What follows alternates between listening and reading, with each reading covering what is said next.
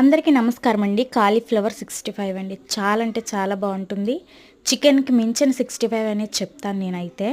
కాలీఫ్లవర్ని పెద్ద పెద్ద సైజులో అయితే తీసుకొని పసుపు వేసి వేడి నీటిలో కాస్త ఉడకబెట్టి ప్లేట్లోకి అయితే తీసేసుకోండి. అందులోనే అల్లం వెల్లుల్లి, ఫుడ్ కలర్, కార్న్ ఫ్లోర్, బియ్యపు పిండి, గరం మసాలా పౌడర్, చాట్ మసాలా పౌడర్, పసుపు, సాల్ట్, కారం, స్పైసీకి తగినంత కారం, కాలీఫ్లవర్కి బాగా పట్టించేసి ఒక గంట అయితే రెస్ట్ ఇచ్చేయండి.